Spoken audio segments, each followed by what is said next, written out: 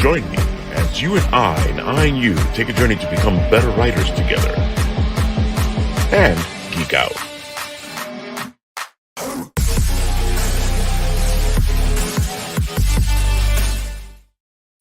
Hello there, Apple Bites. This is Written Writ Ralph talking to you, and I figured I'd go with the original or the older or whichever one that the one OG.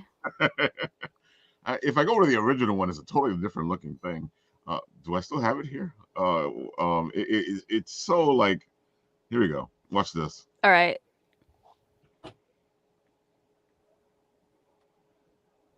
See? That's pretty slick. Wow. I'm like, okay, that was a nice little screensaver. Yeah. Like the more you know type of. Oh, it's Hit Point. Hi. It's our pal Jay from Hit Point who has placed in his little story here for our creepy Christmas challenge. And we will be reading that in a bit, or some of it at least, because I realized that some of these bits and pieces, well, this one's pretty doable probably, are a little longer than I was anticipating. Did someone write like a 10-page essay? So mine's 11 pages. Nice. Yeah, and then the beautiful voiceover story reading that he prepared is like a 30-minute one. Yeah. When you read it, it comes out to about 28 minutes. So That is amazing. Look at that. Hit Point's like, mwahaha. Don't ever lose that energy. Exactly. And of course, we know Hit Point has his beautiful card game that's based on I think they went in a different direction because of the whole scare with the D&D, but it's a RPG card game, and at the same time they're trying to make it into something bigger where it's you can play the role-playing game and use the cards to do your thing. I love that concept. I love card games. Like, I've always been too poor to have the cards, but like I always love the concept of card games. So like I'm interested in like checking out what they're about. Back in their Kickstarter and all that. Uh-oh. Uh-oh. We got Gage moving. He's on the move, guys. I got kicked out. I tried to make some, some Pokemon card themed things for my kids for their birthday. Mm-hmm. I mean, they were clearly, they weren't Charizards or nothing, but they weren't too cool about it at Old Staples no more. Oh no! Oh yeah, they've cracked down on like the fan art IP stuff, haven't they? Yeah. Yeah, They almost made me use a naughty word in there. I was like, man. Oh no, we know what you were thinking. I got the memo. This is hooey. Hoo-ha. Shenanigans, I tell you. But anyway. Yeah. Yes. It's the shenanigans. The lovely little shenanigans. So, dudes, we were discussing all this time. We sat here and we looked at Christmas, and I feel like people have forgotten its creepiness. It's whole aspect of something else that it is. And some of my favorite ghost stories, some of my favorite supernatural stories are the Christmas stories, and there's some of the most heartwarming stuff that I've ever seen, actually. So I actually watched The Man Who Invented Christmas, I think it's called. The story of like the Charles Dickens story. Right. And it's really good. And it goes over kind of how I don't know. I mean, it's a movie, so I don't know how much truth is in it at all. It's really well done, but it kind of goes over how he came up with A Christmas Carol. And it was really great. And it's definitely got spooky aspects to it. So. Oh, definitely. Like when you read A Christmas Carol, it does not show like some people show. I was watching the Mr. Magoo Christmas Carol. And, that was one of my favorites. Yeah, I gotta say, like, I love Christmas Carol, and I've seen so many of them. Mr. Magoo is one of my favorites. I think the Alistair is my favorite of all time because he does a great job at it. But I will watch whatever Christmas Carol pops up. Sometimes I'll even watch the sucky ones. My wife watches about 13 of them. She likes the Kelsey Grammer one. She likes That was pretty good. Yeah, the Muppet Christmas Carol. that's great. Naturally. Yeah. I mean, So Muppets are always great. Exactly. She's got like a whole stack of them. It's crazy. You know, one of the classic ones was the Mickey Christmas Carol. That one was always fun. So speaking of Hit Point, I figured I'd show you some stuff over here from the Hit Point Instagram. Of course, you know, you guys should sign up to get notified because the game is getting ready to go onto Kickstarter, and you guys are going to want to get in on this on the ground floor. I have seen this game in action, and you guys are going to want to see this or get it. Yes. I definitely want it. Oh my God. It really is a fantastic little game. I think this is one of the rule book. And I think they are on what the heck is that? Is it on Steam where you have where you're gonna have the ability to play your card game digitally? I think it's Tabletop or something. Tabletop Simulator, I think. There you go. Yeah, they're on Tabletop Simulator. Oh, cool. I think they do events. I'm not sure if they're on all the time. But the art, these guys have been working it for a long time. A while back, what they were doing was these little kits for D&D. Oh, there go it's our pal the dog, and of course there you see the hit point cards. Yeah, folks, you guys, if you get a chance to go see them live, oh, look at the beautiful cards. Are they shiny? Yeah. They're shiny. Sucker for shiny cards, man. Look at that. Oh my God. My weakness. Yeah. That's good marketing. That is great marketing. And look, he's even showing you how they seal them. In case you you didn't know. I would not trust myself with one of those. I would burn my hand in a minute. Yeah, I can't even trust myself with a hot glue gun. That is amazing. Look at that. There's the map. Love me some maps. Now I feel like singing the song. Yeah, look at this thing. Oh, so shiny. Yeah. I don't know, man. I feel like this is one of the reasons why you should sign up for the Kickstarter because look at this. And the art on these cards is fantastic. There they go at Library Con. Which one was this one? SciCon 2023. The Syosset Library. Oh, really? Yeah. Okay. Oh yeah. Lou, they're pretty close to you over there. Yeah, I was gonna say that's not terribly far from where I'm at. Hit Point is like, I appreciate the love. Of course, Nat's like, where's the burgers? And Hit Point says, we have a demo on Tabletop Simulator that people can sub to and play for free, assuming you have access to Tabletop Simulator. Yeah, you have to buy Tabletop Simulator so you can be able to access this stuff, but it's worth buying. I've already helped a couple of friends on Tabletop Simulator. Even our pal from Dwarves, he showcased his game on Tabletop Simulator before he showcased it at San Diego Comic-Con. That's a good move. John Ottinger. My names are all fading today. Oh my God, my entire brain is fading. Nat's like, do you have a hentai version? I'm guessing Nat's trying to beat into this show today. Look at this.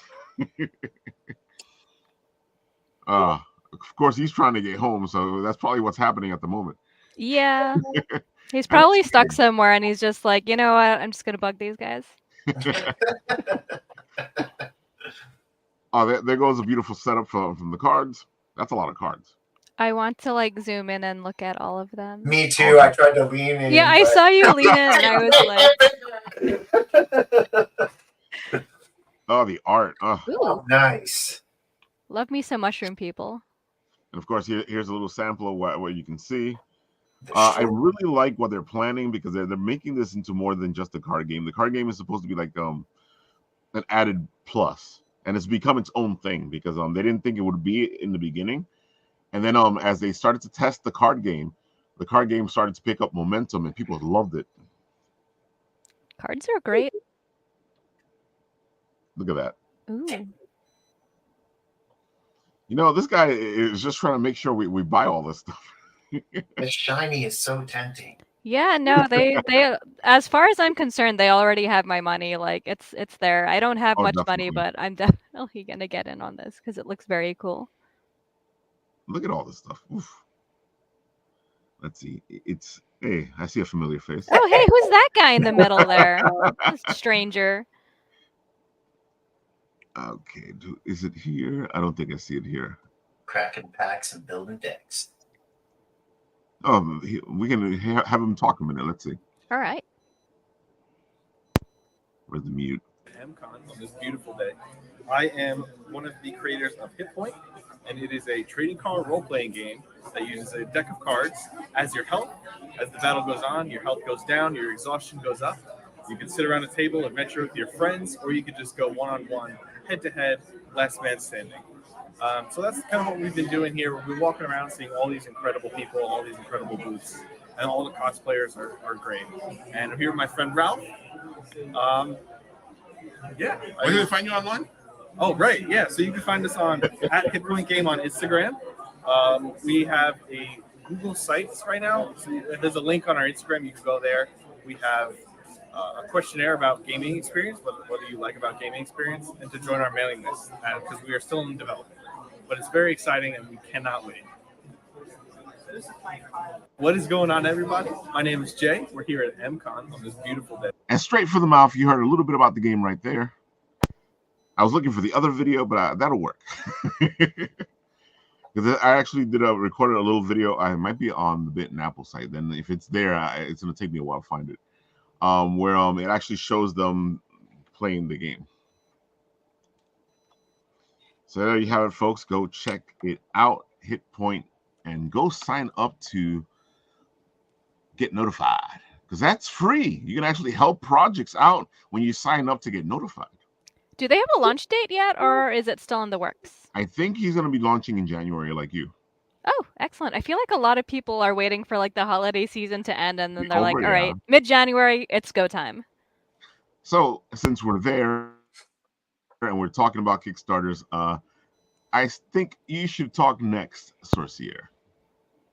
Oh, yeah, look at that. Oh, There we go. 104, cool. Yeah, so mid-January, along with like literally everyone and their mother, I'll be launching a Kickstarter for my comic.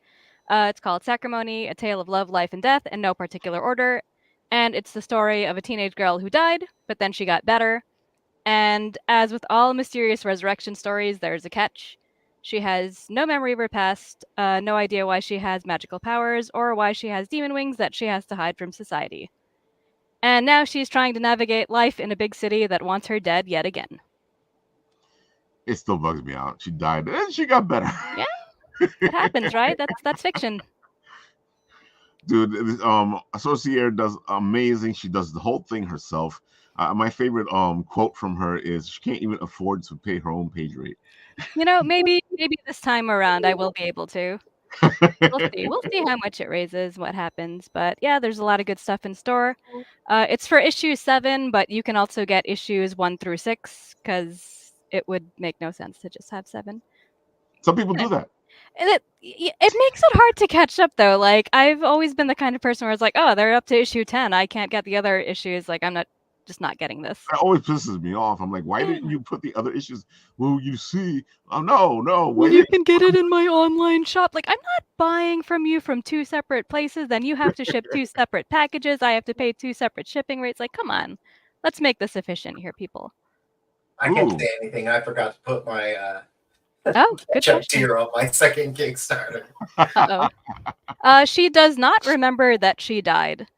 Ooh. So, yeah, she's just sort of like, you know, according to her mom, they just woke up in the mountains one day and like that's just what happened. And her mom just doesn't answer any of her questions at all because she's trying to avoid the topic entirely Because that's what parents do when they try to keep their kids innocent. That's It's like, interesting. Mom, what happened? You know what? I'm going to change the subject. Cool, let's go over here. That was I a don't good know, question Demon Wings from might Mark make me Torres. rethink that. Say that again, Gage? I said Demon Wings might make me rethink that. I might have to explain what's going on a little bit. Oh, yeah. So the fun part is that, she's like, why do I have these wings? And her mom is like, oh, well, you know what? There's lots of other people who have wings too, but they're playing a game that they have to hide their wings. And the longer they hide their wings, they get a prize. Wow, I love that. So, yeah, You've she's already kind of thought that tricking. out. Of course. I plan so far ahead of this. And, I like to think about these little things like, why would she keep her wings hidden? And it's like, it's because her mom told her it's a game. And, the longer she keeps hidden, the bigger the prize she gets. And it's like, oh, well, what's the prize? Oh, well, you'll just have to wait and see. I love that. Love it. I feel like you make a good DM. I've made a good DM the few times that I've DM'd. I've definitely overplanned things though and made 30 pages of notes, and then the party derails the game, and then I'm just like why did I do this? So I learned not to write storyline. I have an overarching story, but instead of writing storyline, I just build scenery, supporting cast, the areas they can travel to and stuff like that. And I have my own little stories that can happen in it, and I just let them blunder through stuff. Yeah, that I learned that the hard way too, because I was I had all of these very specific things lined up and specific conversations that were supposed to happen, and they got to none of that, and I was just like, Or they okay. didn't care. The person started talking to them, and they were like, "Great, all right, see ya." Yeah, it's like, no, you know what? I really don't want to help this rich guy clean out his haunted house or whatever. No, let's my character's just gonna stay in a tree for 13 hours. Are you serious? It's funny because somebody asked me this conversation. Somebody asked me this question recently about how you handle your games, and I'm like, well, as a writer, what we do is you don't just write your main story. Everything around your main story has all its bits and pieces. It's just that sometimes you don't use all those bits and pieces. Yep. So I just build my campaign like I'm writing my story. So that's the main story. But there's so much stuff that happens around the main story. There's NPCs. There's people that nobody even meets. That's the game. Yeah. So I just leave all that in play, and I'm constantly fleshing out why the main characters are doing what they're doing. So in my world, there's no such thing as a character that isn't there for a reason. Even if it's an NPC that's not doing something or that nobody thinks is important, there's a reason why that NPC is there. I've had to make up NPCs on the spot where I've done that. It's like, you have your main NPCs, and then it's like, oh, well, Don Giovanni Soprano calls out his butler, and all of a sudden, a player's like, oh, well, what's the butler's name? I'm like, Clarence? Yeah. Oh, and then that one is the one that becomes their favorite character. Yes, exactly. All the time. That's exactly. It's like a running joke in my house, though, when I run game, that they'll ask characters' names if I don't introduce an NPC by name, and it's like, all right, hold on. But I also have Raph. I have I've got books of NPCs no one ever talked to. Yeah. Binders full of NPCs. The dude that I've made a game, I DM'd the game a while back, and there's supposed to be a main character in the game, and I never used them. They went through the whole game without ever meeting this guy. Yeah, save him for another game. Just put him in the fridge and just keep him ready. And it's so funny, but you always sit there and you go, if you guys would have talked to so and so, you guys would have gotten to where you're supposed to go ages ago. Nope, I do what she does. I recycle NPCs. Yes. I do the same thing. If I didn't use it, I'll be like, oh, I need an NPC. Repurpose for this story. Yep. Let's see what we got here. Hit Point said, okay, no, they're actually in April. Oh, they're being smart about it. They're gonna do it while they're live. Go live while they're at LI Tabletop Expo. Fun. Yeah, dude, that is a great con. So they're gonna be live on their Kickstarter while they're live at Tabletop Expo. There you go, folks. Now you can go over there and check out why you should be supporting these cards. You guys have so many great cons out there. All right, so we Mark Torres asks that. Hit Point says totally back in Sacramony. All you. right. Mark says so maybe it should be called Love, Life, Death, and Lies. No, that's too on the nose. So on the nose. Yeah. And of course, Mark says happy holidays, guys. By the way. Aw, happy holidays. Happy holidays. All right, Gage, your turn. Do your thing. I don't know what my thing is. What's my thing? No pressure. In 3, 2, 1, go! Quick, So, you have 10 seconds. I'm currently working on Godslayers episode 3. Godslayers episode 2 fulfilled in August. We're about halfway through the book. We've got some great covers by Chris Graves and Corey Barton, and of course Mario Barraza. Oh, you know them? Yeah, you went out there, didn't you? I did, and the Chris Graves cover is amazing. I can imagine. Chris is yeah. Yeah. The Corey Barton cover is outstanding. Mario did a teaser cover with and episode 3 is the introduction of my villains. So far in Godslayers episode 1 and 2, we woke the Godslayers. So it's just the main troop of the Godslayers and the heroes. And so Godslayers episode 3 opens up and introduces my villains. So that's the route I'll be going on that one. And then I'm doing a trading card set. I've got all 5 of the heroes, and then I've got all 6 of the villains, even though all of them won't be introduced in episode 3. And then I'm also working with the interior artist, Mario A. Barraza, and he has an art book he wants to release. Nice. So we'll be looking to release that here pretty soon, too. Oh, cool. Art books are dope. I'm a sucker for art books. Of course, it goes the cover to Godslayer that our pal Pete Vasquez made. Yeah, that was one of my best-selling covers. So. Not surprising. And I did this one in printable foil and hollow foil. Oh my god, that must look so good in hollow foil. Yeah, and yeah, people see look how beautiful it is. Oh my god, looks even better in person. Yeah, and if you should get the foil one because damn, foil is great. Damn.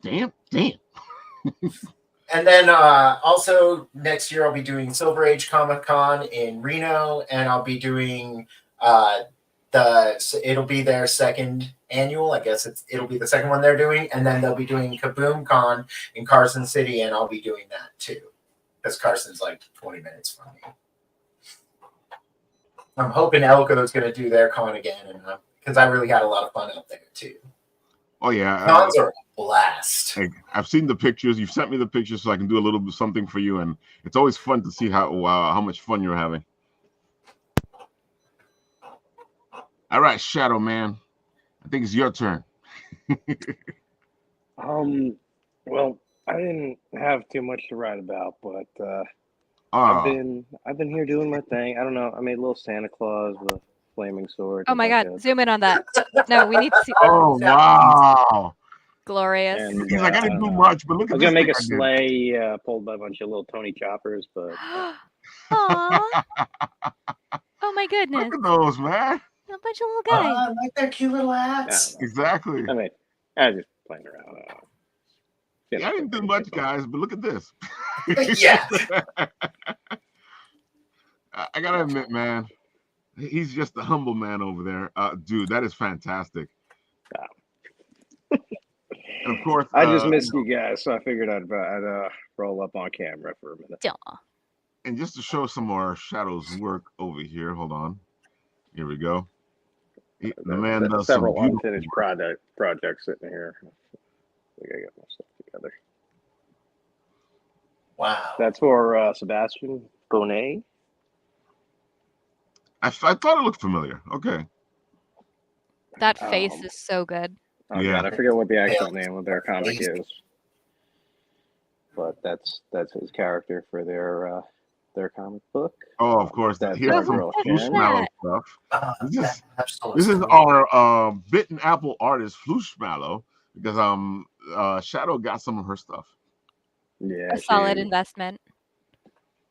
hooked me up with her whole catalog there, and it was awesome.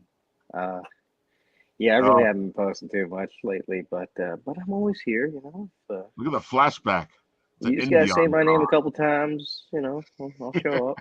Beetlejuice. Oh wait, no. Shadow Rabbit. Wait, is he more like Beetlejuice or like Candyman? I think he's more like Beetlejuice. All right. I like candy though, you know. Who doesn't? Yeah, but Candyman's a lot more murdery. Murdery. To be fair, we don't know what Beetlejuice's kill count is. That's true. That is fair. Yeah. You guys excited for a sequel? Oh, I am. Definitely am. I want to see what they do with it. I'm curious. I don't know that I'm also excited. Cautiously curious. Cautiously curious. Duh. Yes, and Shadow will do your pet and bring them to life. And you can interpret that however you want. I wasn't going to say anything. I was waiting for that. Oh my God, look at that. This one is one of my favorites. I love the teeth on there. Yeah. Oh, thank you. That's for Cosmic Caveman by Noah Cray and Travis. Oh God, man, I'm terrible with names. Sorry, bro. Ageless Press. Damn, that looks amazing. Oh, thanks. I can do scary faces pretty much anytime. Dude, your little pieces I was just playing around always with fantastic. Thanks. Yeah, I was just doing a little, you know. Is that steel and epoxy? Those are miniature sculptures that I do out of like clay and wax. Yeah. So those are kind of just what I enjoy doing. It's what like the little Santa Claus is. It's, but is it like a little tank or is it like actually a block of epoxy? It's inside a little plastic case. I was playing around with entombing them in epoxy. Yeah, I kind of like it that you can open it up, but it's a thought that I've had, like make it a solid brick. Solid brick would be very heavy, though. Yeah. Yeah. The epoxy's cool, man. I don't mess with it too much just because I just don't have a setup for it, but. And you got to be really careful if you get air bubbles and stuff like that in it. Oof. Yeah, it's the thing. I don't have a pressure cooker or whatever you need to do with it. I think that might mess up the wax a little bit, but yeah, you know, I'll play with it. There you go. You like your Phoenix? Wow. Nightcrawler down there. Of course, there's our friend Shadow, our friend Mark Torres from It Came From the Radio. Yes, those people were very surprised. They thought the Shadow Rat, I was like a magician or something. So this was the live show. Well, you are a magician. You do amazing things with wax. This was I was doing the live show at the library with him for that one, so that was fun. Yeah, we had a couple lively people roll up. And of course, you see there Shadow's all little figures with the ones he makes at the conventions. Because if you see Shadow and you will commission him on the spot, it can actually make you one of those little wax figures that he does on whatever character you want. See? Yeah, I've been kind of playing around. I've just been watching a bunch of One Piece and taking care of my kids, you know. So. Oh my God, what are those? You have to zoom in. He was holding up some more stuff. That's okay. The ones on the screen are even better. This was from Go ahead, do it. Oh yeah, no, I'll just make my One Piece guys. Yeah. Oh, look at that. Yeah, those are the little figures he sells. He makes them. He makes them there on the spot. Amazing. That's crazy cool. Just been keeping myself, you know, I'm up to Wano already, so I've been kind of blowing through One Piece, catching up on that. And Tony's like, thanks for holding it down, man, in Shadow. Oh. Tony is here in spirit and in our hearts. Tony's not feeling well, so that's why he's not here. Oh no, yeah, because he did say he was going to be here on Wednesday, but he's not feeling well. I don't think he wants his mom to say anything to him because she watches the show. Oh no. He's here with us. in our hearts. He's like, why are you sick and on the show? Oh my goodness, yeah. I understand. Also, kind of cool that his mom watches the show, though. Hi, Tony's mom. Hi, Tony's mom. All right. Let's see. What do we got? Everybody's done their thing. I think I need to show off. Ooh, I don't think I have them up here. Hold on. Because our pal Russell from Game of Tunes, he's put in a little piece that I'm about to show off, but I think I should show off Russell's Game of Tunes first. You guys know Game of Tunes from. But Lou the had a beautiful- dragon head thing. It was really distracting. Sorry. No, don't apologize. Don't ever apologize for showing your dragon head. I've got about a That's dozen glitch bit. unfinished sculptures sitting here. Wait, Shadow was showing off ooh. It was like a dragon, or I didn't get to see. It had like a right, wider Shadow, hold on. frame body. Now you gotta show it off again, Shadow. Yeah. Ugh. Oh my god. Oh, I know this one. Amazing. Oh, look at that. That's Oh, crazy cool. Thank you. Yeah, he's can you got a imagine great fighting face, that this in D&D? Its narrow body makes it look fast. Oh my god. one. Not Luffy fighting. Oh my goodness. Right in the mouth. He goes right in the mouth. He's mouth sized. Exactly. He's been eaten alive. Eaten alive. All right. My computer's not helping me over here.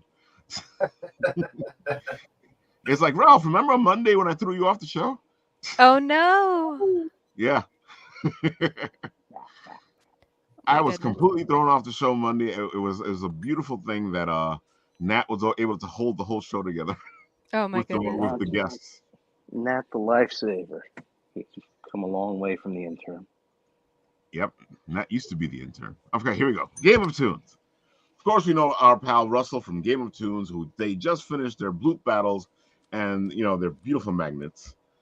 And of course, Link won that battle, so we'll be seeing some beautiful magnets next time we see Game of Tunes. Did Link win last year too? Why do I feel like Link Didn't wins every Luigi time? win? I don't think. I think Link was in one of the battles last year, but I don't think he won because what he did this with these guys was these guys were all runner ups, so they got a chance to finally win it. All right, so let's see. Where's Russell's piece? I think I sent it to Shadow, so I can probably go over there if the computer lets. Oh, there it is. Okay. Oh, this is beautiful. So this is Game of Tunes, Russell's entry for our creepy Christmas challenge. I He like did a it. great job putting this together. He did such a great job putting it together that I'm actually thinking up a little story. Oh, And I will share that next week for our after Christmas show. excellent. Yeah, because I couldn't let this pass. No, it's awesome. There's just so much happening here that there's a story that needs to be told. Yeah, like the more I look at it, the more like little details I'm noticing. Like it's like, all right, creepy elf, and then you're like, okay, but then there's like the candy cane shank, and then there's like the Exactly. Christmas lights, and then there's the Mhm. thing in the box. I'm like, Exactly. hmm, Everything keeps adding up. It keeps building to something bigger. yeah. I'm not the only one who ate candy canes like that, though, right? Until they were pointy shanks. Oh no, we all did it, and then we hurt That's each that's other. the with only way to eat a candy cane. If you do it Okay. any other way, you're doing it wrong. it. Then we hurt each other with it, because I know I did. I got in trouble for that a couple times. Mine Yep. was never covered in blood like his, but I definitely made shanks out of them. It's probably used more to- concerning if you don't eat it into a weapon, Yeah, seriously. I used to try to see like exactly how like pointy I could get it to be. Also, like how long and like thin and stabby. Point, stab. I like the Game word of Tunes, stabby. folks. Go check out Game of Tunes, man. They do fantastic work. Russell is an amazing artist, and his little figures, his little bloops, his little pins, they will win your heart. By the way, I like that style right there. It's like it screams Butch Hartman. Like he's a fan of the old Danny Phantom and Fairly Oh, yeah, Odd you're right, Parents kind of cartoons. I can see that. Yeah, Yeah. He has a very animated style, and I really do like it. It works for the bloops that he makes, the pins, the magnets. Yeah, it just makes you want to buy as many as you can. Yeah, also he doesn't particularly stick to like one specific style, which is No, he very doesn't. cool. So it's not like, oh, well, he can only do the bloop style. Like, no, he's very versatile. Yeah. And if you guys get a chance, he's done it a couple of times where he's done Inktober, and you guys get a feel for exactly what Russell can actually do. Yes, he's got range. Oh yeah. By the way, Raph, my eyes keep getting drawn to that creepy rabbit face behind you. I gotta have Shadow Rabbit with me at all times. Now my daughter brought that home from some store, and then added it to my set, and you can see it more now because I had to redo the set because something happened. Did she get it from like a cursed object store? Because it I don't- looked very cursed. I A don't lot know, of man. smoke-filled room. You know, The guy both only the, spoke in both the riddle. masks are hers. And of course, you see Shadow Rabbit's Hugbert right there, my superhero teddy bear. Nice. And of course, one of my favorite pieces that Shadow did. Watch me knock over everything. Oh no. There we go. Hello, I am Rafael Tavares. You have not watched my show, Prepare to Die. Amazing. Shadow does amazing work. Look at that, man. I'm a Jedi. Perfect Inigo likeness. Montoya. I'm me. I like the banner that he's carrying around too. Now that's Oh, the world is mine? Yeah, I have to make sure that people know. Let everyone know who the world belongs to. Oh, man. Now I forgot what I was doing. I should Christmas read stuff. Jay's piece, though. There we go. We'll do that. I think I should be able to read this. Yeah, I should be able to. It shouldn't take too long. All right. Let's see how this goes. All right, folks. Warning ahead of time because I think there's a piece in here that I'm missing that goes a little south, but we read it before we came on the show and everything seemed fine. So let's see what happens. It's called Naughty and Nice. 8-year-old Ben was enjoying a delightful dinner with his parents on Christmas Eve night. Laughter echoed through the dining room as they recalled the year gone by. Praising Ben for his exceptional behavior, his report card filled with straight A's decorated the fridge as a testament to his diligence in school. His random acts of kindness, helping the elderly, neighbors with groceries or volunteering at the local wildlife shelter, made his parents beam with pride. Ben told them how excited he was that Aunt June, Uncle Augustus, and his cousins May and Julius were coming over for Christmas. Hey, Ben, after dinner, why don't you help your old man grab some firewood for tonight's storm? What do you say? Urged Ben's father, George. Sure, Dad. Afterwards, I'm going straight to bed. I cannot wait for tomorrow, exclaimed Ben. And he did that. He did just that. George and Ben brought in a load of firewood and stacked it neatly next to the fireplace. Hugging and kissing his parents goodnight, Ben hurriedly ran off to bed, even forgetting to brush his teeth. Naughty Ben. Later that night, a loud crack in the sky abruptly awoke Ben from his slumber. Besides the distant roar of thunder, his room was dark and quiet. He peeked out his window and saw the neighbors' houses strewn with Christmas lights peeking out of heavy snowfall. Another deafening boom from the thunder sent Ben scrambling underneath his covers, trembling in fear. The room plunged into darkness, with only the roars from the distant storm echoing in the night. Let me go sleep with Mom and Dad tonight, he thought, grabbing his blanket. He carefully tiptoed into his parents' bedroom, only his parents weren't there. Their bed was neatly made with no other signs of occupancy. It's late. I wonder where they are. Ben's thoughts were racing and his palms became sweaty. While passing an old mirror, A distorted reflection bearing a toothy smile was watching Ben leave his parents' room. Ben crept down the stairs, and the house was dark except for the hanging Christmas lights projecting a colorful glow on the furniture. The fire was only kindling, and the neat stack of wood fell over in a messy pile. Ben's heart started racing as he knew something wasn't right. He peered inside the kitchen, which had pools of ichor covering the floor, reflecting colors of green and purple from the yellow and blue Christmas lights. A strong metallic smell led Ben's gaze to his stained hands. Unable to tell if it was mud, ink, or something else, the pure stench alone was enough to send him wrenching on his knees. What he saw next sent a cold shiver shooting down his spine. The lifeless gaze of his parents, sprawled out on the ground, felt like being hit by a train. Struggling to find his breath, a deafening howl tore from Ben's throat as the room was engulfed in darkness, and a faint, ominous laugh echoed through Ben's mind. Whoosh! Ben shot up from his bed, sweat dripping profusely down his face and his heart pounding. He sat for a moment, full of dread and confusion. Relief flooded over him as he sighed, realizing it was only a dream.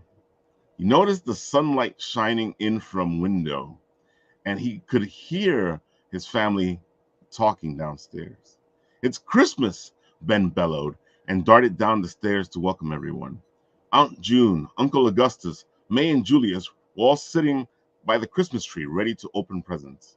A fire was roaring, and the stack of firewood was sitting neatly just as Ben and George left it the night before. Cautiously, Ben poked his head into the kitchen. It was spotless, just as it had been after dinner. He approached the rest of his family, who didn't seem to notice him at first. "Where's Mom and Dad?" Ben inquired, a note of worry creeping into his voice. "Oh, don't worry. They ought to be in soon. Come on, let's open some presents," informed Uncle Augustus, without making eye contact with Ben. Without thinking too much of this, Ben grinned and ran over to open all his presents. He begins tearing into each of his presents, full of excitement, reciting jokes to his cousins that he heard throughout the school year. Ben pauses after opening the first box and sees a lump of coal. He cracks a smile after seeing May and Julius chuckling at this playful prank. He hastily continues to the next gift. The more gifts he opens, the quieter the room becomes. Aunt June's eyes widen, and Uncle Augustus grips his chair. May and Julius whisper incoherently to each other, waiting for Ben to continue. Ben grabs his last box and tears it open in desperation, finding yet another lump of coal. His joyous smile morphed into a confused frown as shock set in. The room, once vibrant with holiday cheer, now plunged into silence, except for the return of a faint, ominous laugh. Ben slowly glanced up at the Christmas tree. In a large round ornament, he beheld a demented reflection of himself, wearing the same toothy grin as the night before. Ooh, That was Jay's story. I like it. It's open-ended. Yeah, it lets you decide what happened. I personally think he killed his parents, but I mean, that would explain all the coal, wouldn't it? exactly. And Santa's like, dude, man, you know what you did?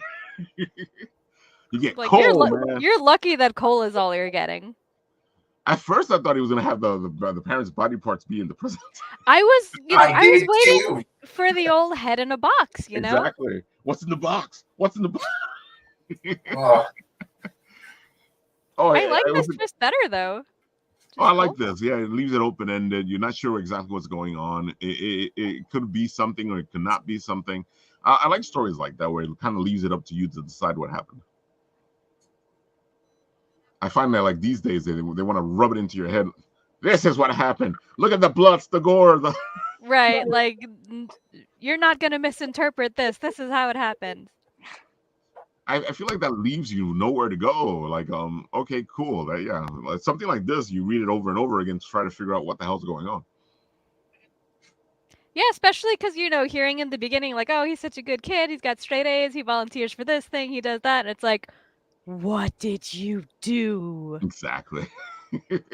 He laid it out very well. If you're from the beginning, you're already thinking to yourself, okay, man, this kid's too good. What the hell's going on here? That's exactly what I was thinking when it's like, yes, father, we shall get firewood. And then I will go to sleep right after. I'm like, no kid talks like that. What's going on here?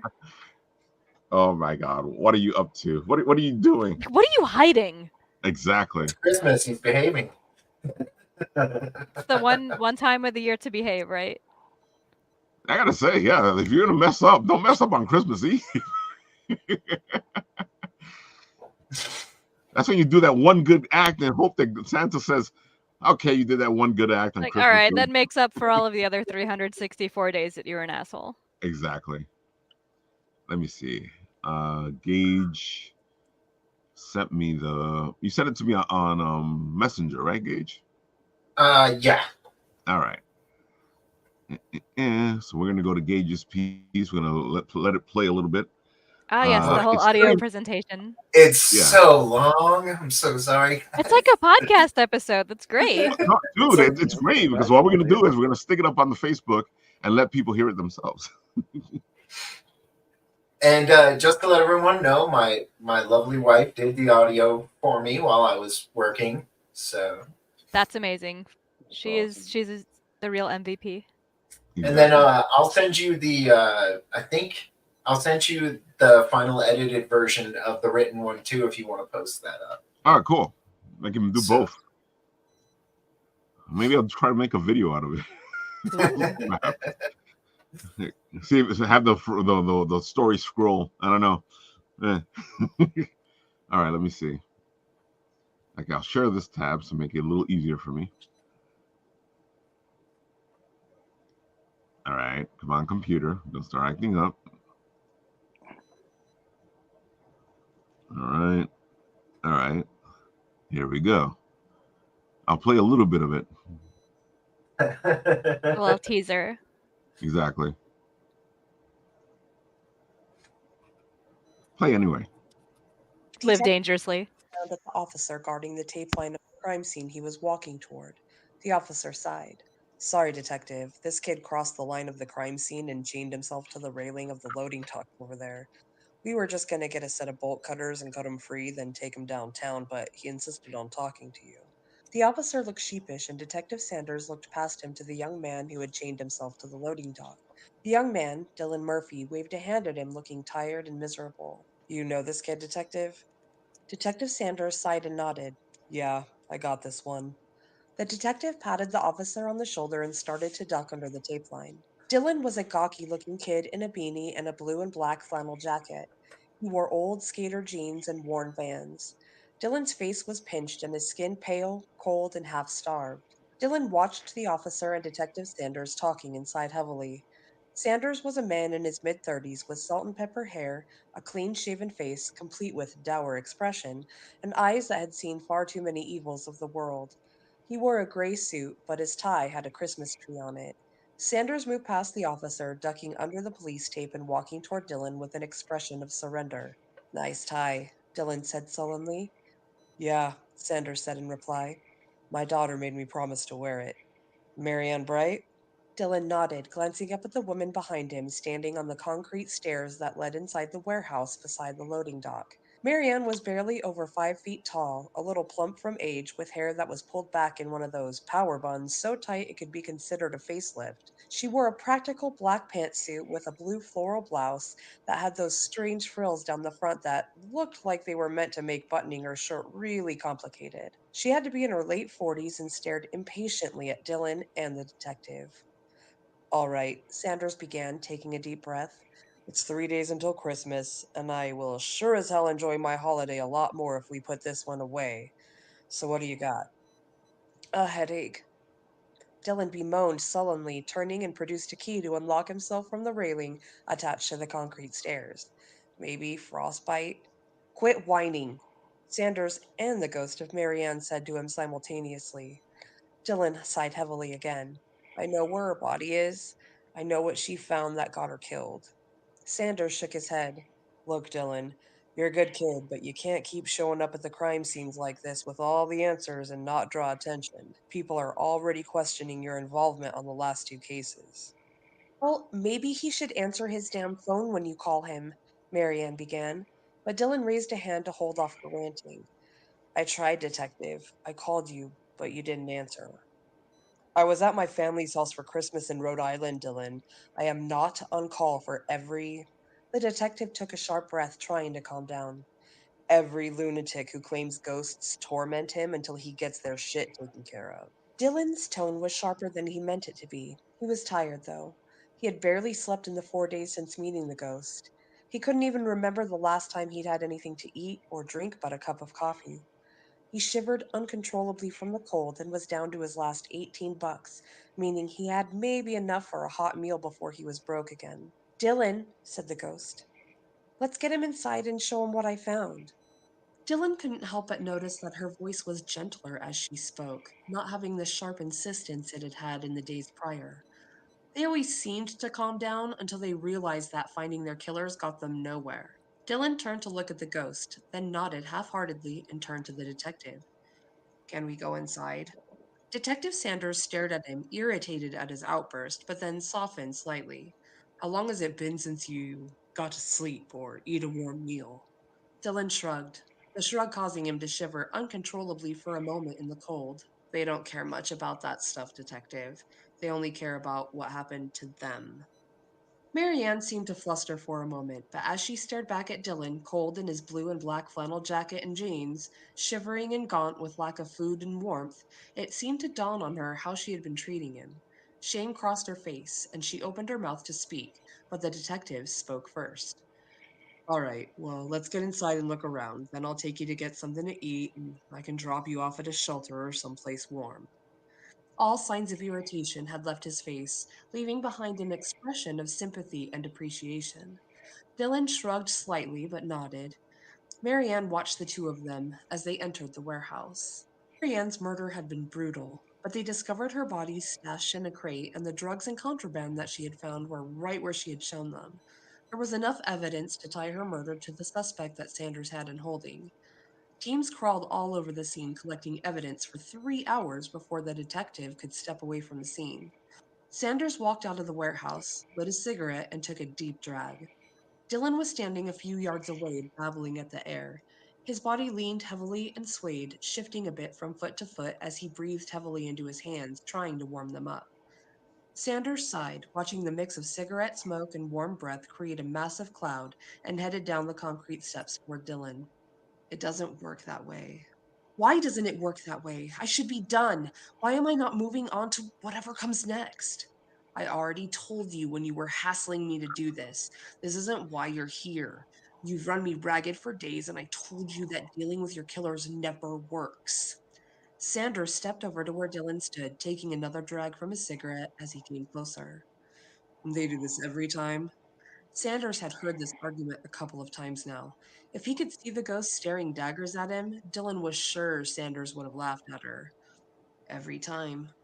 Dylan swayed and sat down, trying not to lull off to sleep. The drop was abrupt, and Marianne tried to catch Dylan, but couldn't touch him. Dylan flinched as her hands passed through his arms and frowned. What are you talking about? Marianne asked, but Sanders stepped forward to grip Dylan's elbow and pull him to his feet. All right, you could really use some sleep, but if you have to go through this now, let me grab you some coffee and a piece of pie someplace warm. Dylan got up weakly. Sanders could feel the shaking of Dylan's body inside. Dylan looked at him listlessly, but muttered, Catherine's? Sanders gave him a sad smile and nodded before helping Dylan to his car to head for the diner. Are you going to be a while longer? Asked Sanders' wife over the phone. His voice was tired and he nodded despite being on the phone.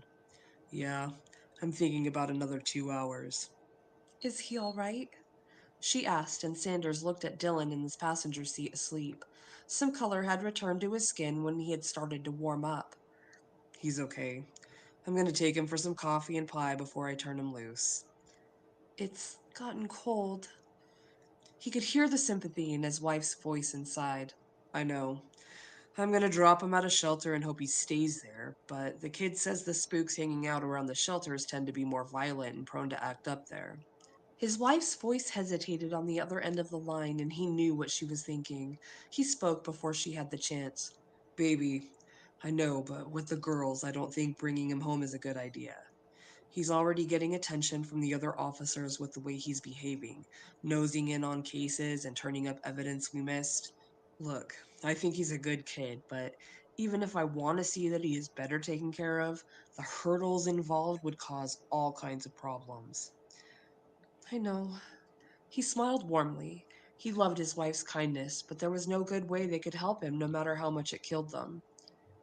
Be safe, honey, and just try and get him someplace warm. If you have to get him a room in a hotel or something, it's almost Christmas. Just do it. I'll think about it, baby. Don't wait up.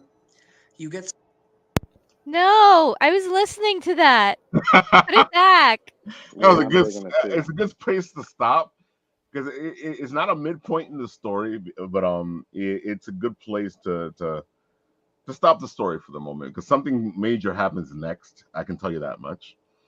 And this story takes a whole different turn than most people would be expecting. I can tell you that much. It's I a need very more of it. nice Christmas story.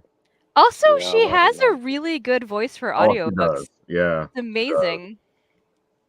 I love Like that I could voice. listen to her for like Mhm. hours. Mm-hmm. I really liked her Dylan too. Like Yeah. I like the way she voices Dylan and she's going through it. I was giggling whenever she did Sanders calling his wife baby though, because she's Oh, trying to get the deep voice and Baby, yeah. yeah. it works though. I gotta Really say though, in my mind, the voice that I hear and her voice aren't far apart. It's just that I think she's a little higher than I'm expecting to hear, and which is probably where you were at too. Because I can feel the noir hard voice. Yeah, Uh, she's yeah, got the tone yeah, definitely down. has the tone. Yes. Hmm. She did a great job with that. You know, even with the voices, it's fantastic. It doesn't take you out of it. You know, No, you it just took know me that into somebody's it. doing that a voice to make sure the story goes the way it goes. And for viewers, I apologize that you don't get to hear it all right now, but it's long. It's longer than I meant it to be.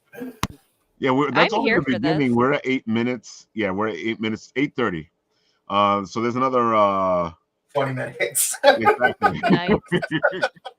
You guys are gonna want to hear this. We will post it up on the Facebook. Maybe I'll what I'll do is I'll because it's gonna take. I'm not sure exactly how we're gonna post it. So I'm gonna try to get this up on by Christmas Eve. So it'll be a nice little Christmas Eve surprise for everybody. Yeah. Something I'm Sounds looking good. to do too. Like I want to do some more short stories and some Mhm. more audio versions of them. Yeah, that was sick, dude. I I'm love here that. for this. Yeah, I'm with you, Gage. Yeah. You know that's what we've been talking about for a while. Then every once in a while, what ends up happening is Gage and I start going back and forth on a story. We're still working on one for our friends from I oh haven't finished my part. I heard nothing. there you go.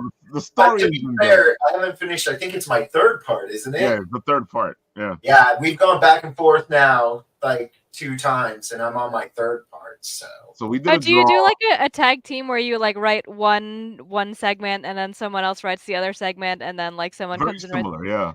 Oh, I love it. I used to do that with comics with friends, like draw one page and then they had to like draw and write the other page. Like it was fun. It's like a fun little relay. It's a lot of fun, and we did this whole draw from the story engine deck because it's a great way to do things. And from that draw, we did competing stories, and then all of a sudden the competing stories turned into connecting stories, and you're gonna have to wait to find out how that happens. oh yeah, it's crazy too because it's kind of all over the place. It's really Exactly. great.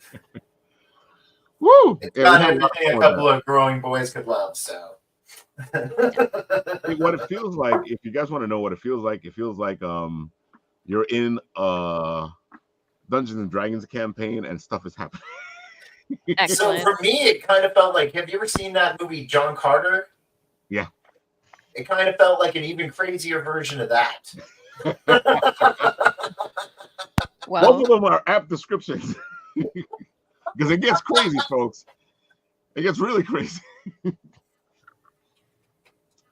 All right, well, we'll leave it there. Well, we're being teases now, but as you can tell, Gage and I have a lot of fun writing. Of course, Tony's still talking about Game of Tunes. He goes, "Oh, it was Luigi last year. I was robbed." He's still upset that Luigi won the Game of Tunes Bloop battles for last year. Yeah, I remember he made a lot of anti-Luigi memes. Which he did this time. This time was anti Darkwing memes. Yeah, it was anti-Darkwing. Yeah. He had a lot of fun with that. If you guys want to check it out, go check out Bit and Apple or on Tony's regular page or on Tony's Instagram page because he went crazy. Seriously, like 10 memes per hour. It was ridiculous. Folks, we love to create here, as you can tell. Oh man.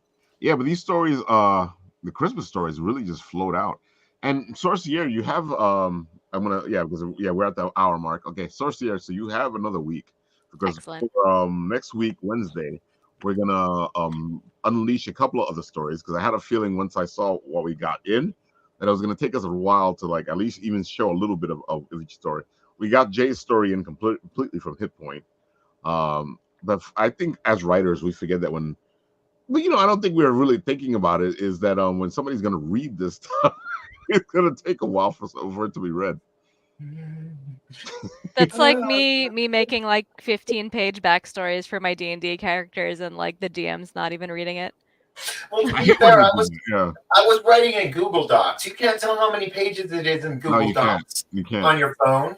Like it just looks like one stream of words, and it isn't right. the print layout that you're like. Oops. I've dived into Google Docs a couple times, and then I'm sitting there going, "Uh-oh."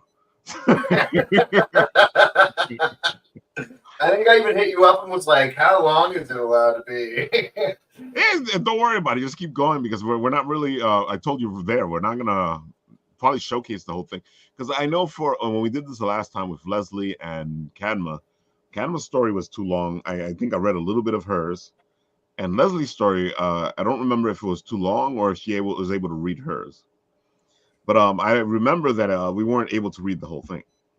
We might have to put like a word limit or something on it so that we know it stops at a certain amount of time. I don't know, man. But that kind of.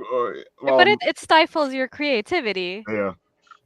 I don't know. I've done a couple of contests with that, and it really challenged me to get the story out in a number of words. Because I'm blather on forever trying to give you as much information as I can about the characters. I loved it though, like the characters and the whole setting and everything. Like you really gave a good picture of what was going on. I gotta say, Gage, I'm the opposite. My story, I usually tell my story and go, "Okay, we're done," and I'm like, "Rob, but it's this short." I'm like, "Yeah, I got all the pieces in there." So usually when I get word limits, I'm like, I gotta reach that many words. He's just short but sweet kind of guy. That's definitely opposite of me because I'm always like, all right, I'm only like 2,000 words over. What can I take out? I'm also with you on that, Gage. I definitely like blather on, and then I'm like, okay, how do I edit this down to something that fits within the rules? Don't worry. It's for me. It's the other way because there's times where I feel like I don't give enough information for the story that I'm writing.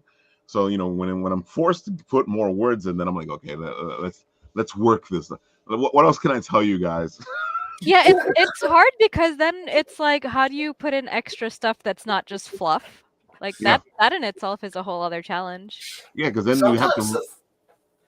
Go ahead.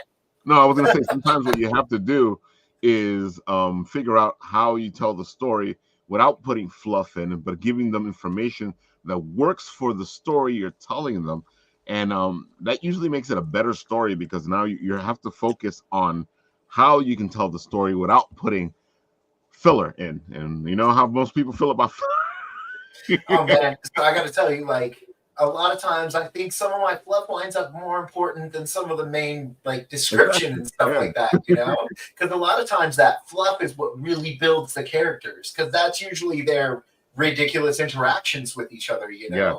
I do love those bits.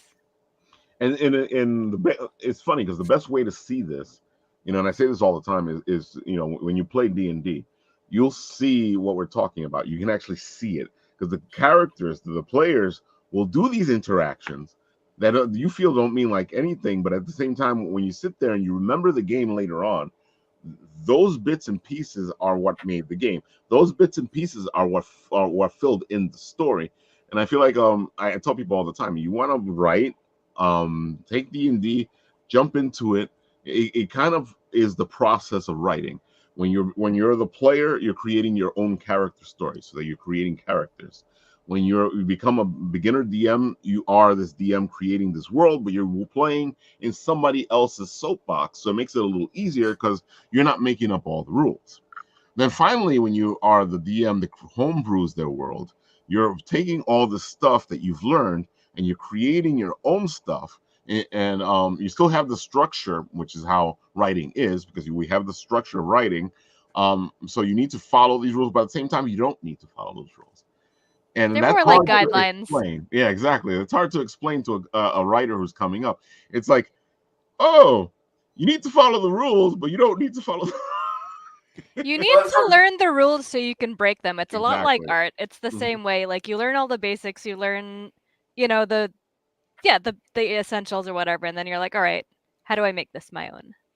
Exactly. And a lot of times those character interactions you're talking about, they're what build the cohesion of the group. Exactly.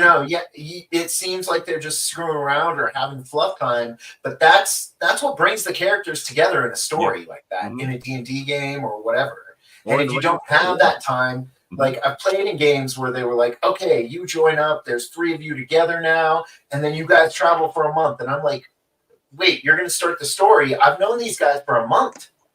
Like, I don't know anything about these characters or other players. Like, I know you don't want to play a month's travel, but I don't know these guys. Yeah, at least have like a little bit of interaction, like before you set off, while you guys are loading your stuff and getting used to like your ship or whatever you're on. Like, there's ways to do it, but I think there's also like the power gamers who are just like, all right, here's your party. You travel for a month, you fight this thing, then you go and you fight this thing. Okay, you level up. That's like, if I wanted to play an MMO, I'd play an MMO and I would just not play a video game. Yeah. And not interact with my homies, And it's so funny because sometimes you get players that get upset. It's like, oh, what do you mean I need to work this? Like, dude, you need to do some of this work. It can't just be the DM doing all the work for you.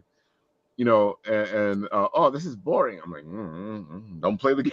Yeah, right? Like, maybe this is not for you. Like, don't let the door hit you where the dog should have hit you.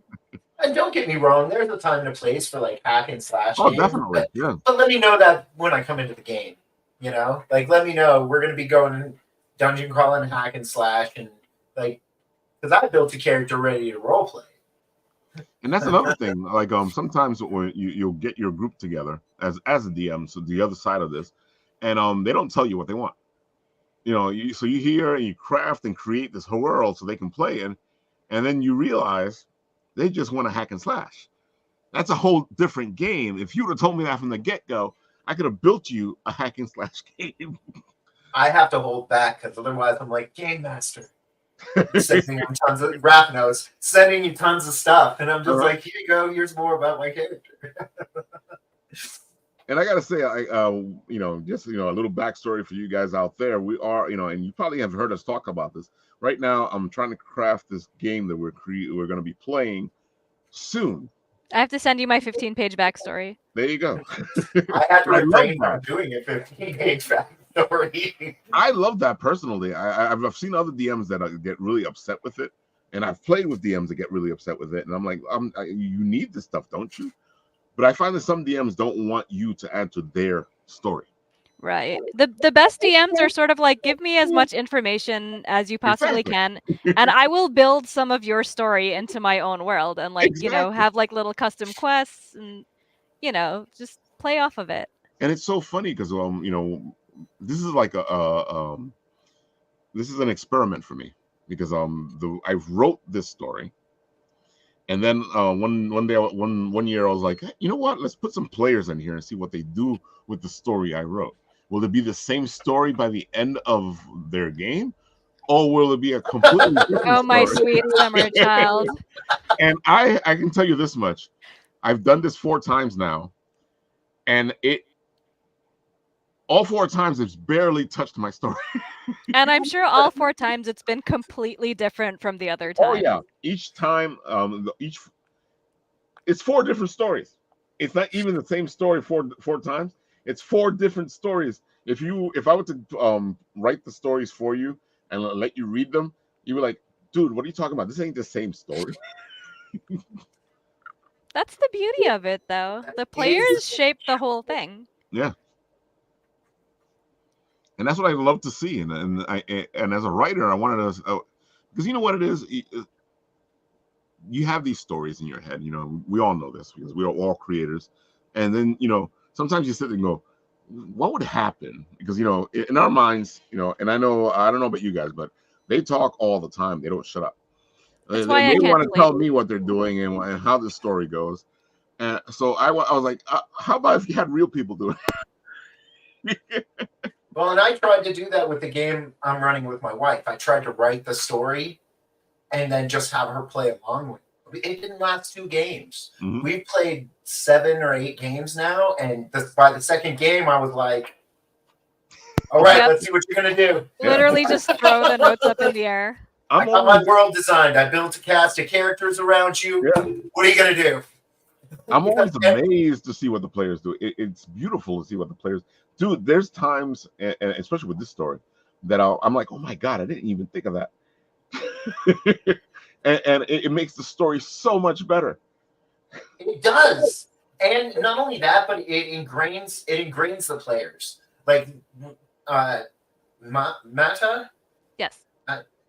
you were saying your 15-page backstory. Because the game master, like, I'm writing the game for my players. Mhm. So if I get that 15-page backstory, your story is going to be in the story. Excellent. Like, it's going to be a part of the whole Yeah. world. Like, it's going to be a part of what's going on. And so when I get the player who gives me like 4 sentences, like, they're just along for the ride. But the one who gave me 15 pages, they're one of my main characters.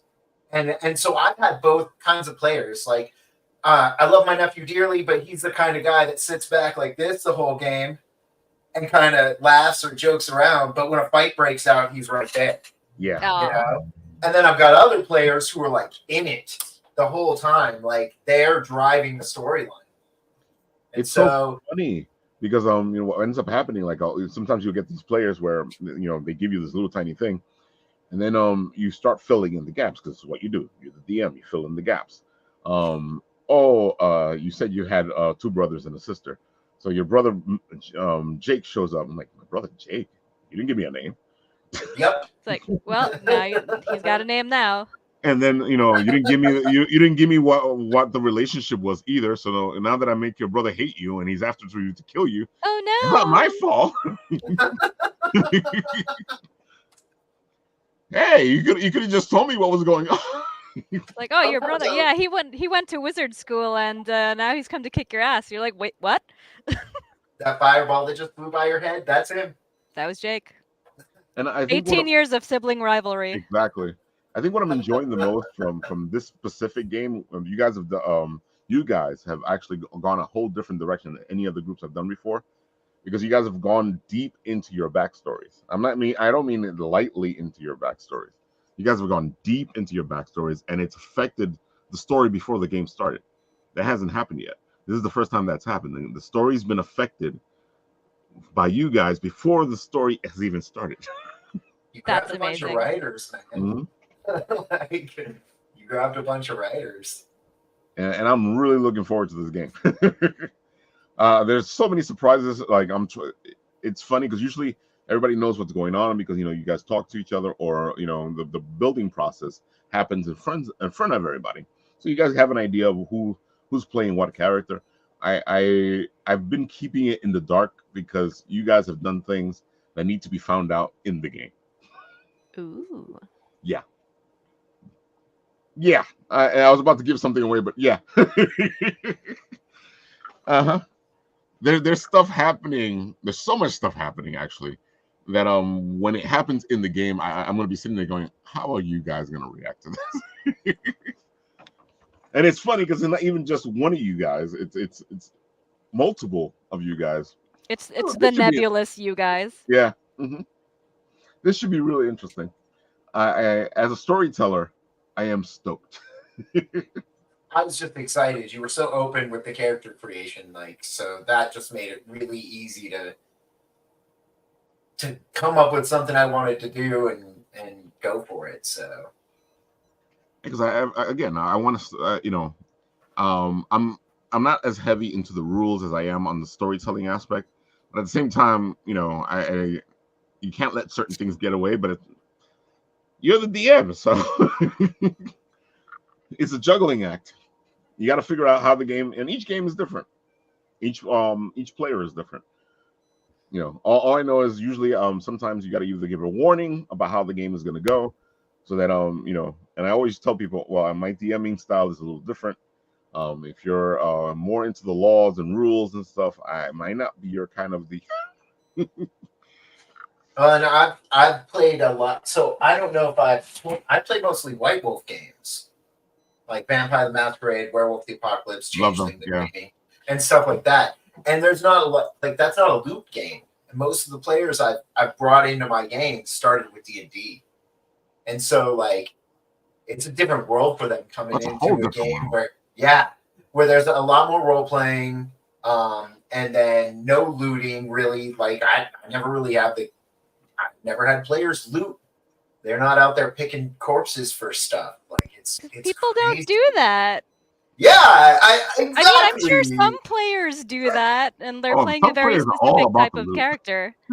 I played in D&D groups where that was it. I played in a D&D group where I got to play one game, and then they killed my character for the loot the game master gave me. And so, Wow. but I've never run looting. Like if I want them to have something or they want something, I just work it into the story some way. And so it's going to be a different world for me too. Like I'm looking forward to playing 5e. I don't know squat about 5e.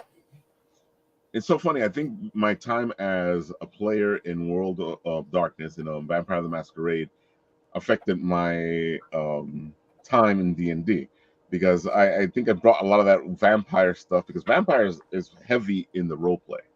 It's all about playing that personal horror, So yeah. All right, folks. I feel like if we stay here, we're going to be talking all night. But all I can say is to be continued. Yes, If I've you want also to know got more two about very the angry game that's cats going to here. happen soon, maybe we'll stream it. Who knows? We'll see what happens. The first game probably won't be streamed, I can tell you. All right, folks. So guys, let the people know where they can find you. You can start off, Sorcier. You can find me I'm mostly active on Instagram as @matasorcier.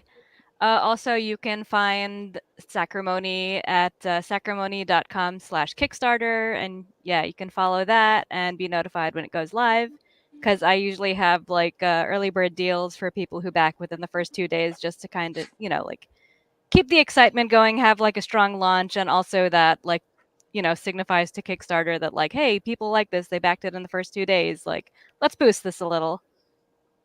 That's true. And Yep. again, signing up to Notify is free. It You is. can sign up to Notify, and all you got to do is sign up, and the numbers go up, and it actually helps out the Kickstarter project because it puts them in a different place in the beginning. The algorithm lets more people see the project. It makes the algorithm gods happy, basically. Exactly. But yeah, I mean, I've got a stretch goal that will be unlocked if we get to when we get to 150 followers, and I'll talk more about that when we hit 125, because it's a secret right now. I gotta admit, you're pretty close here. I am, yeah.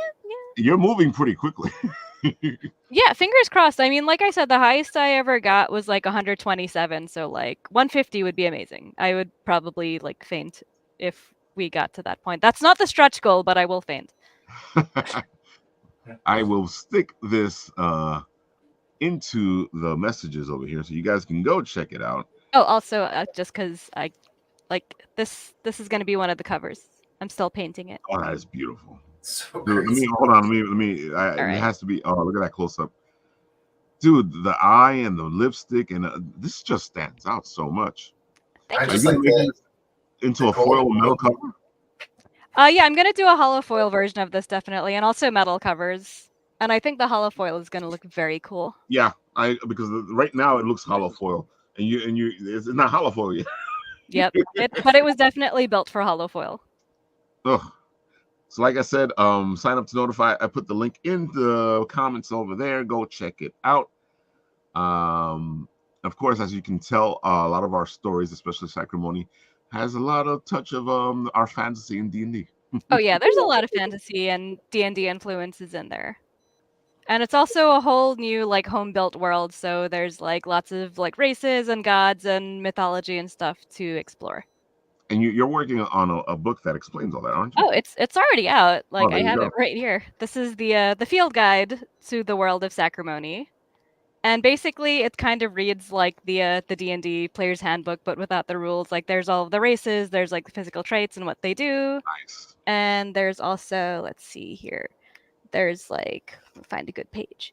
Yeah, there's like location information and like what like each place is like, because I like to put detail into everything so that like when I have to pull from all of this like knowledge base, everything feels like it's lived in, like these places are lived in, like these races have been here for like thousands of years and they've interacted with each other and they have like opinions about each other, because it's like it's so unbelievable to me when like fantasy stories are like, all right, humans live over here, elves live over there, dwarves live over there, and it's like, you mean to tell me there was never a dwarf who was like, what's it like in human lands? Like Exactly. I can't believe it. Like that's not how that works. Is that book going to be available on your Kickstarter? The It guide? is. Yeah, this has been out since my last Kickstarter, and I still have like 40 copies left over because I only printed 100 because I'm like limited edition. I can words. It's that hour where I can't words anymore. Oh, But don't yeah, worry about it will be available as an add-on for this coming Kickstarter. There you have it, folks. Go check out Sorcier. Go sign up to notify. Like I said, it's free and helps out the project immensely. Yes, please. All right, now Gage, you go. Gage the Wolf. I am the Spoiled Game Master, and I am the creator of the comic book Godslayers. We're 2 episodes in. I'm halfway through episode 3. I'm looking to launch that next year, probably in April. And you can find me at Gage the Wolf on Facebook and at Tenebrous Anima Comics on Facebook. And I'm a little behind on updating. It's been kind of a busy last few months for me, but I've got covers I'll be posting soon and artwork for a trading card set that'll be coming out with the Kickstarter. I have a piece of fan art I got that I'd like to get posted up there, and so you'll be seeing more on there pretty soon.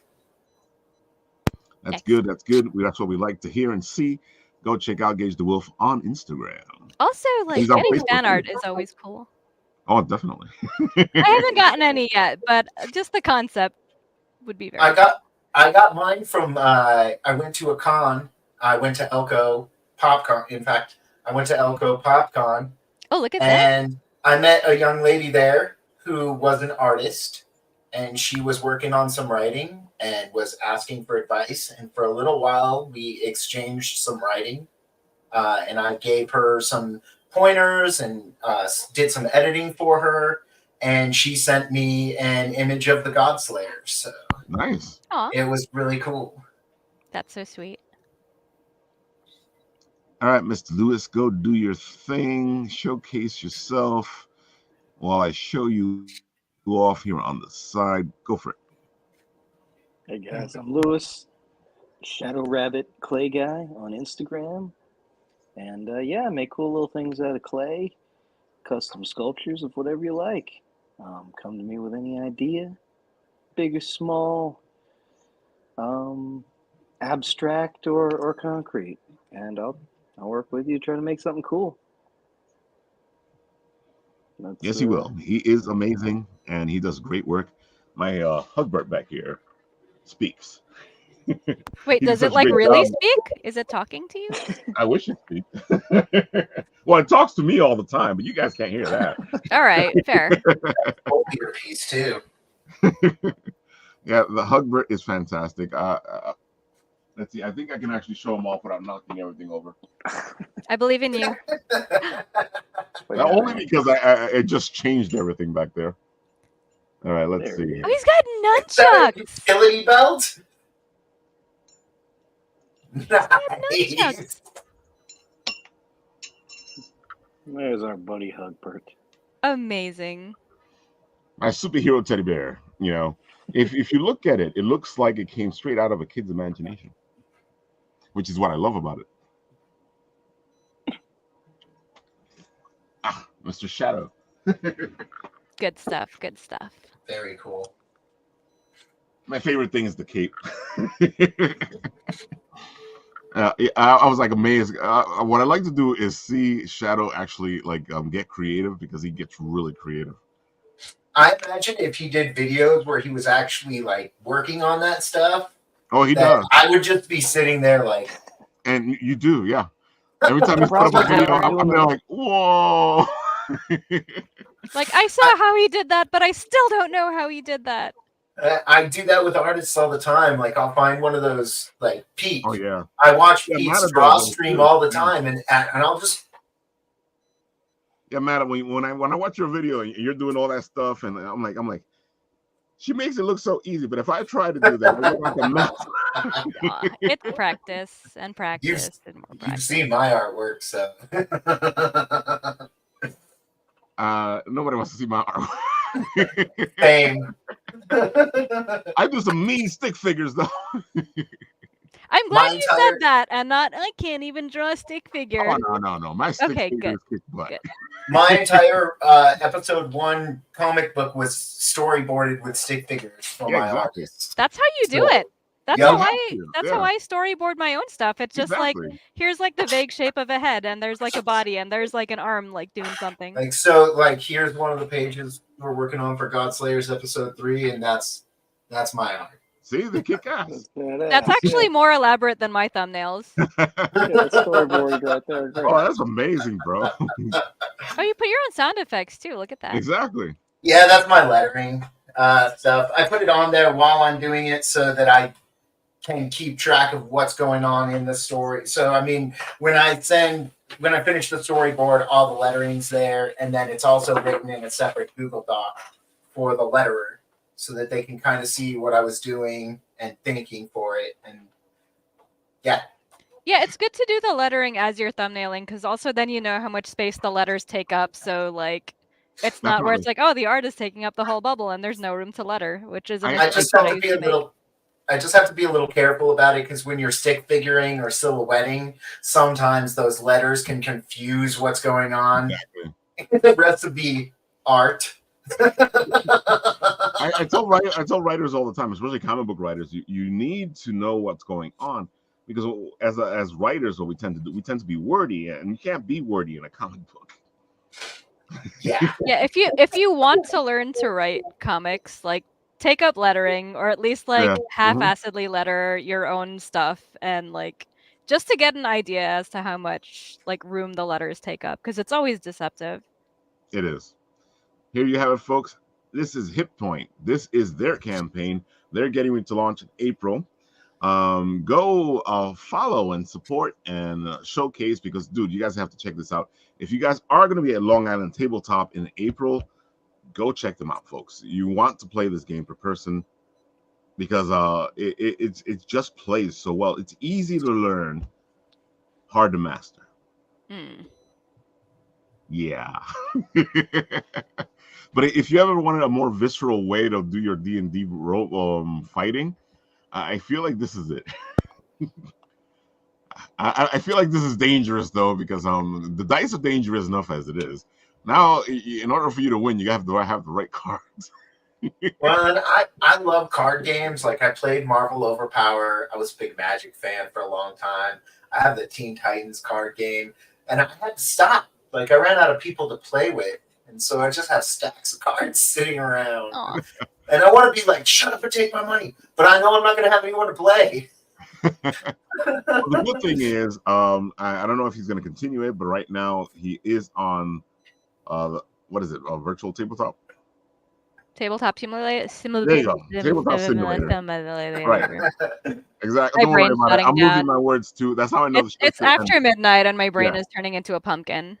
This is how I know the show should end because my mouth is going blah blah blah. I'm so glad it's only 9 o'clock here. Oh yeah, rub it in. Of course, you got our friend Russell from Game of Tunes. These are all the people that participated in our creepy Christmas challenge. Go check out their individual places. You're going to want to go check these guys out. And I can't forget this. If you guys are in your Christmas feels, because you know we all are right now, trying to buy things, and especially as are you messing with me? Yeah, computer, of course you are. Oh no. It's like, oh Ralph, we're messing with you. Your computer's turning into a pumpkin. Oh my god, my computer has become a player in its own right. I'm gonna have to send you the picture of the potato that Phil Leon sent me. So when I made God Slayers episode 1, I did it all on an iPhone 7S. Whoa! It teased me that my computer was a potato, and so I have a picture of my potato computer. You're gonna get that too. That sounds about right. That sounds like what this thing is.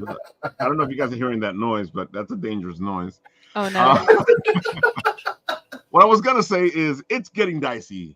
You guys love D&D. These guys have all the beautiful stuff. They have exquisite stuff. They have amazing stuff.